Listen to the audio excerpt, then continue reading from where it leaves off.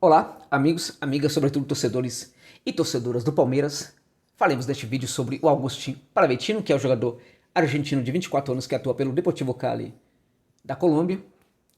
Eu tive o prazer de vê-lo jogar na canteira do Platense de Buenos Aires, a equipe chamada conhecida como El Marrón, El Tense, El Marrón, El Calamar.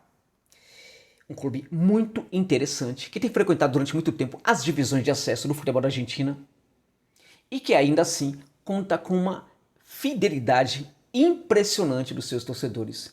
É daqueles clubes cujos torcedores jamais vão abandonar. Aliás, é um clube também em que o torcedor, em geral, não é um doble camiseta, não é um torcedor que torce para um time pequeno e também para um time grande. O torcedor do Platense torce para o Platense. Eu estive 11 vezes na comunidade platense e em apenas 2 oportunidades eu conversei com as pessoas do Platense, porque eu diria para vocês que é muito difícil conversar com os torcedores do Platense. Por quê? Porque eles entendem muito de futebol, porque eles são muito agradáveis. É aquele tipo de torcedor que vale muito a pena você tomar uma cerveja com eles e conversar de futebol. Eles entendem demais de futebol. Eles dimensionam para você o que é o amor que eles têm pelo clube do coração. E além disso, por serem torcedores de um time pequeno, eles também acompanham demais o futebol argentino, sobretudo bonaerense de Buenos Aires e as outras equipes do futebol argentino. Então, em função disso, eles têm uma capacidade de observação objetiva, de serem muito mais objetivos, bem maior do que de outros torcedores. Então são muito críticos, eles entendem muito de futebol, é muito agradável conversar com eles. Em apenas 2 oportunidades eu conversei com eles, porque em geral eu sempre estive com muita pressa, todas as vezes que fui a comunidade platense. Em uma dessas conversas, recebendo muitas informações sobre o Palavecino, perguntei para uma torcedora e ela me disse: Josa, é o cara que decide. Não o cara que vai fazer necessariamente gols, mas é o cara que decide em campos. É dele que se espera uma jogada diferente para que a equipe faça um gol e vença os seus jogos. Eu fui para a arquibancada, vi-lo jogar e acabei vendo-o 2 vezes jogando. Também acabei vendo, tentei vê-lo jogar pessoalmente pelo Deportivo Cali, não na cancha do Deportivo Cali, que é um estádio fenomenal, uma obra de arte, um dos estádios mais lindos do mundo, mas sim em Santa Fe de Bogotá, que é a capital colombiana. Em um jogo do Milionários de Bogotá contra o Deportivo Cali. Contudo, precisei conversar com o dirigente antes, e essa conversa demorou muito, eu acabei perdendo o jogo, não vi Palavecino. Acabei vendo-o muitas outras vezes pela TV, pela internet, por outras plataformas, inclusive por canais argentinos e até colombianos. Bem, todas as vezes que eu vi jogar, me impressionou muito no Palavecino a sua capacidade de assumir o destino do jogo, de tentar ser o responsável pelas coisas que acontecem com a sua equipe dentro de campo.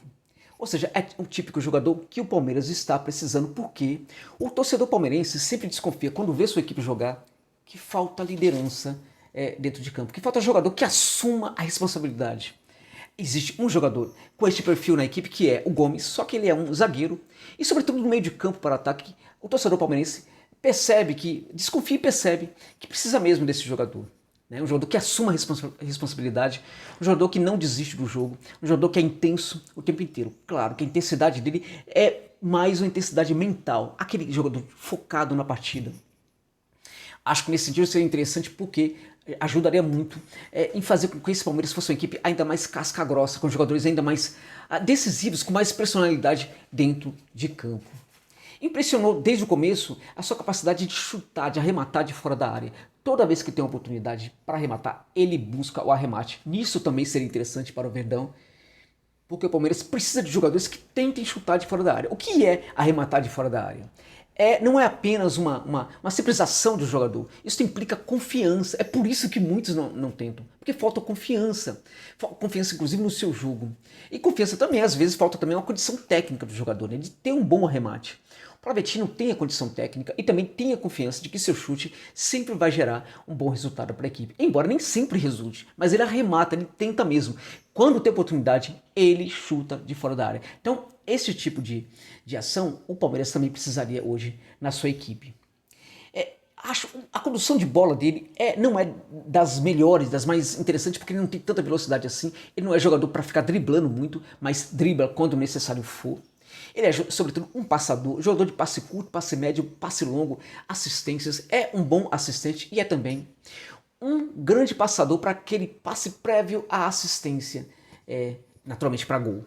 Então eu diria para vocês que é um jogador interessante, o Palmeiras tem alguns bons meio-campistas, mas esse tem a facilidade de ser... também aquele jogador que arrisca de fora da área e é também aquele jogador que assume um pouco mais a responsabilidade. Bem, isso é interessante porque, embora tenha muita personalidade com a bola nos pés dentro de campo, quando a gente olha para ele, tudo que ele parece não ser é um jogador de personalidade. Ele parece ter um perfil tranquilo, né? Educado, contudo, dentro de campo, é realmente um jogador diferente, que com poucas ações, com poucas palavras, costuma comandar os seus colegas dentro de campo. O que para mim falta, a meu ver, falta ainda no jogo do Pallavicino. Ele é um jogador que tem um excelente